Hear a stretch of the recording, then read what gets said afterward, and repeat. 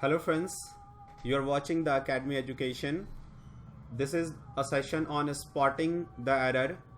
In last session of English, I taught you about the conditional sentences. This is exercise on that conditional sentences. Worksheet number 1. If you have any query regarding this session or any dot for conditional sentences, please you can WhatsApp me on this number. Feel free to WhatsApp your questions or dot, or you can write on comment section. So please do this. Now see the session. Conditional sentences first. First question. Supposing if you don't reach the airport on time, what will you do? Now see in examination how it comes. This up to this part, this is A part, and this one is B. From here to here is a C, and D, no error. Now we have to find in which section A, B or C have any error. If there is no error, we take no error. So let's see. Supposing if you don't reach, then what the rule number 1 is in conditional sentences, जो मैंने आपको rule number 1 बताया है. According to that rule, two conditions never comes together. If supposing two conditions never comes together, two conditions never comes together. दो conditional word कभी भी एक साथ नहीं हो सकता, तो आप इस इफ को हटाओ यहां से. So suppose correct sentences supposing you don't reach, और you can erase supposing also. So if you don't reach the airport on time, what will you do? So this A part contains error. If you saw a lion, what will your reaction be? So what is the rule? इसका rule क्या है? तो इस sentence के formation में मैंने आपको बताया था कि जब भी कंडीशनल वर्ड हो प्लस सब्जेक्ट हो प्लस वर्ब सेकंड फॉर्म हो, तो जो मेन क्लॉज होता है this one from here to here, ये होगा subject plus would, could, should, might plus verb first form plus object. So here you can see you is the subject, ये you subject है, saw is the verb second form. So this is the conditional clause. From here to here, this is the conditional clause. So conditional clause is right. So according to the conditional clause, main clause would be here, remove this will and write would. This one is, this will becomes would. This will becomes would. So correct sentence is, if you saw a lion, what would your reaction be? Unless he will not understand the concept, he will not able to solve the question. So rule is, unless is a negative condition. So in negative condition, first of all, we can't use not. Second, in conditional sentences, in conditional clause we can't use will. Conditional clause में हम will sell का use नहीं करते. Rule number 2 और 3 आप conditional sentence का जो session है उसे देखें, तो मैंने उसमें आपको बताया है कि अनलेस अंटिल एक नेगेटिव कंडीशन है, नेगेटिव कंडीशंस के बाद कोई नेगेटिव वर्ड नहीं आता तो नॉट नहीं आएगा, और कंडीशनल क्लॉज में कभी भी विल सेल नहीं आता तो ये विल भी नहीं आएगा. तो अब ये क्या बन जाएगा? Unless he understand. अब जो ही है वो सिंगुलर है, तो ये जो अंडरस्टैंड है सिंगुलर हम करेंगे तो यहां एस लगाएंगे वर्ब में. Simple present tense. unless he understand the concept, he will not be able to solve the question. So this A part, this part from this B part from here to here, this part contains error. Now if he tried again, this one is the subject, this one is the verb second form. So here main clause में ये can की जगह could होना चाहिए था, क्योंकि rule क्या कहता है कि if plus subject plus verb second form plus object, then main clause में होगा subject plus could, would, should, might, whatever plus verb first form plus object. So this part contain error. I will wait for you unless you come. Now see this from unless to come, this one is the conditional clause and this one is the main clause. तो इसने क्या किया, main clause को conditional clause के पीछे कर दिया है.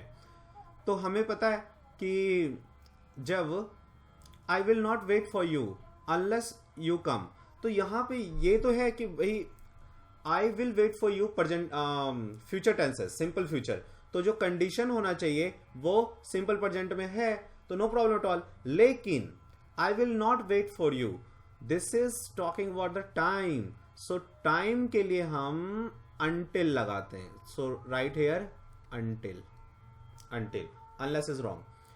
If I was you, conditional clause में कभी भी किसी भी सब्जेक्ट के साथ वॉज नहीं आता, वर आता है, were. This is were, not where. इस प्रोनाउंसिएशन इज वर. खैर प्रोनाउंसिएशन उतना एसएससी एग्जाम में अवेलेबल है नहीं, आप इसे जो भी कहते हो. So it's a were. If I had money, now see कुछ रूल क्या है इस सेंटेंस के लिए, if plus subject plus had plus verb third form plus object. जब कंडीशनल क्लॉज में ये फॉर्मेशन होगा तो मेन क्लॉज होगा subject plus could, would, might plus have plus verb third form plus object. अब हम यहां देखें, ये इफ है, हैड है, लेकिन वर्ब का जो थर्ड फॉर्म है वो नहीं है, तो अकेला हैड को हम वर्ब का सेकंड फॉर्म कंसिडर करते हैं. जब तक कि वर्ब का थर्ड फॉर्म गिवन ना हो, हेड को हम V2 कंसिडर करते हैं, वर्ब सेकंड. तो जब यहां वर्ब सेकंड होगा तो रूल होता है कि if plus subject plus verb second plus object, तो जो मेन क्लॉज होता है वो subject plus would, could, may, might plus verb first form plus object. तो इसे हम हटाते हैं यहां से, और ये विल की जगह आप इसे वुड करो. So would is the correct answer. Now if he drove fast, so drove is the second form ना. If he drove fast he can reach the station in time. तो जब यहां V2 होगा तो ये सेंटेंस में, main sentence में can नहीं होगा, इट इज कुड, तो ये कुड होगा. We will come to know the truth, we will come to know the truth after. So this after is condition, ये कंडीशन है. The investigation finished. अब आप देखो जो मेन क्लॉज है यहां, ये रॉन्ग तो नहीं है, ये सिंपल फ्यूचर है, तो कंडीशन वाला क्लॉज कैसा होना चाहिए, प्रेजेंट टेंस का. मैंने आपको बताया था कि if rule, if plus subject plus present tense, any present tense, simple present tense generally होता है, तो प्रेजेंट टेंस प्लस नो इसको कॉमा, मेन क्लॉज जो होगा वो होगा सिंपल फ्यूचर में सब्जेक्ट प्लस विल और शैल, कुछ भी जो अप्रोप्रिएट हो, plus verb first form plus object. तो अब देखो ये जो मेन क्लॉज है यहां पे इस साइड है, ये रहा. तो आफ्टर आपका ये कंडीशनल क्लॉज है, तो कंडीशनल क्लॉज होना चाहिए था सिंपल प्रेजेंट टेंस में। तो इसने क्या किया, आफ्टर द इन्वेस्टिगेशन फिनिश्ड, ये है सिंपल पास्ट, तो आप इससे फिनिश्ड को हटाओ, after the investigation finishes, finishes, finishes, because finishes इसलिए क्योंकि इन्वेस्टिगेशन सिंगुलर, तो सिंगुलर के साथ एस लगता है सिंपल प्रेजेंट टेंस में। Until the train will not get the signal, it will not leave the platform.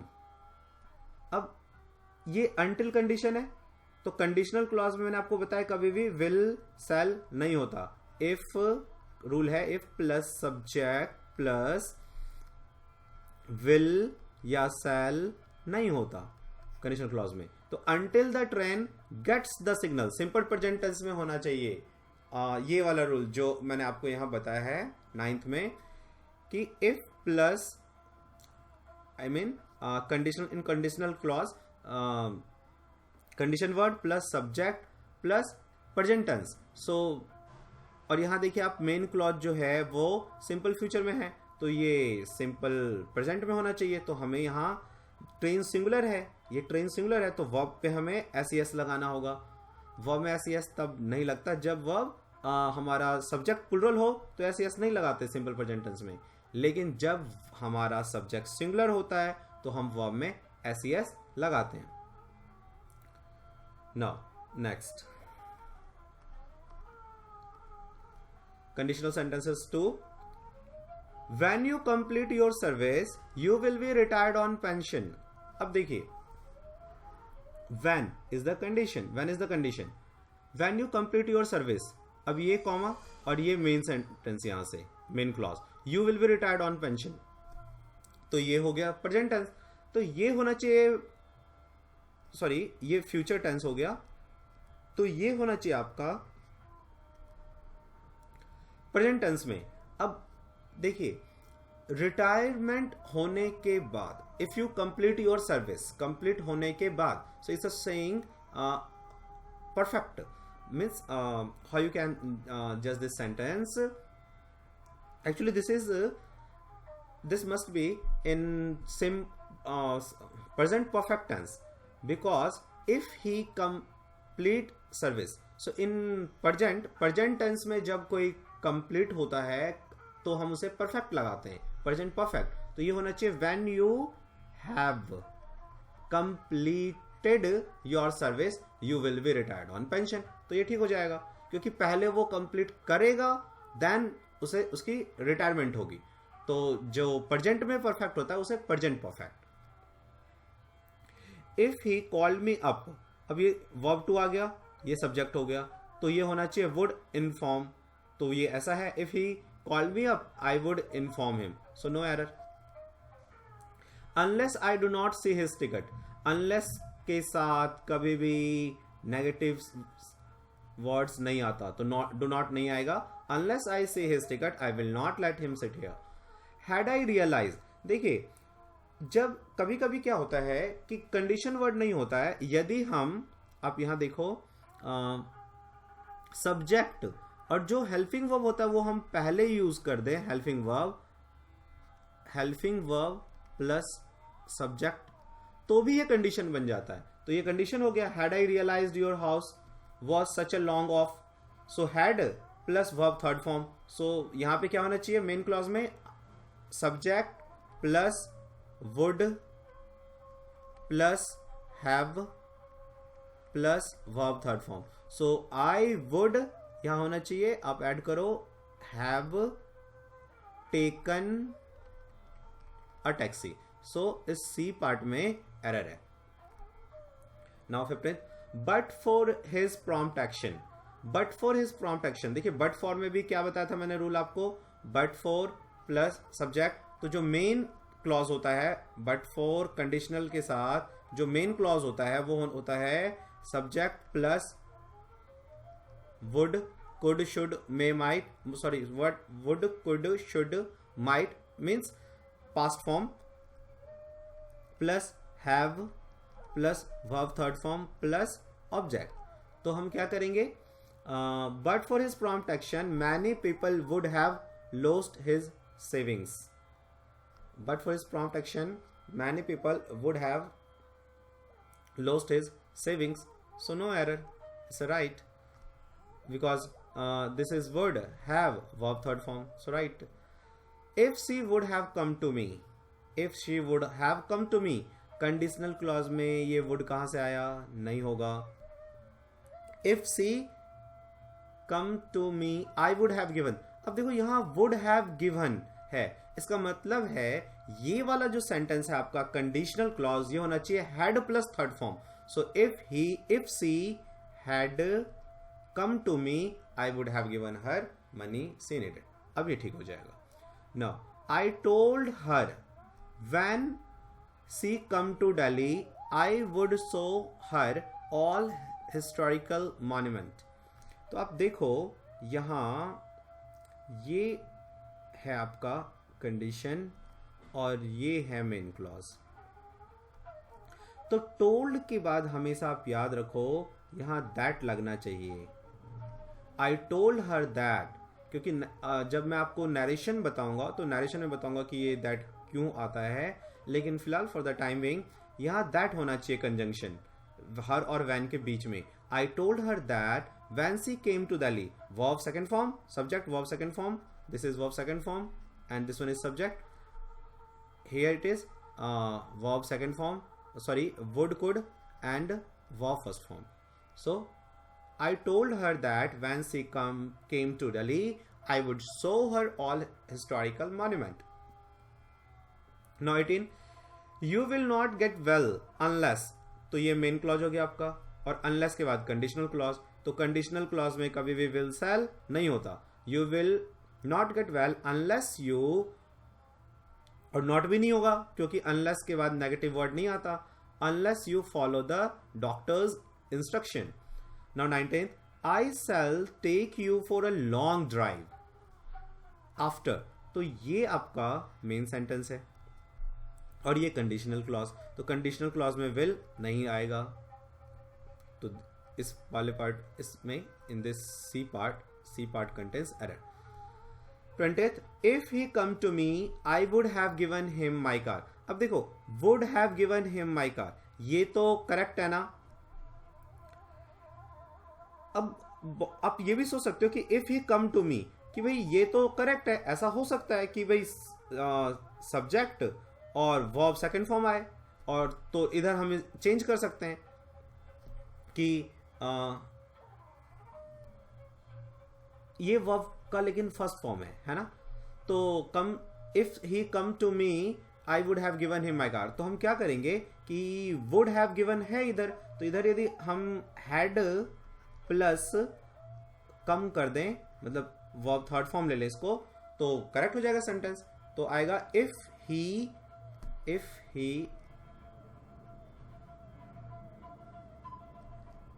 ही यहां आप लगाओ had come to me I would have given him my car. तो ये 20 क्वेश्चंस थे कंडीशनल सेंटेंस बेस्ड. इसमें आपको कहीं कोई डाउट हो, कोई प्रॉब्लम हो, तो प्लीज आप मुझे मेरे व्हाट्सएप नंबर पे 9205333067 इस पे आप अपने डाउट सेंड कर सकते हो, या फिर कमेंट सेक्शन में. इट्स बेटर कि आप कमेंट सेक्शन में जो भी आपके डाउट है वो लिख दो, तो देखेंगे कि क्या डाउट है, उसका सॉल्यूशन करेंगे. ठीक है, तो आप तब तक के लिए इसे रिवाइज करो, हमारे और भी सारे वीडियो को देखो, और यदि आपको अच्छा लगा हो तो हमारे इस सेशन को लाइक करो और हमारे चैनल को सब्सक्राइब करो. Till then, good bye, take care.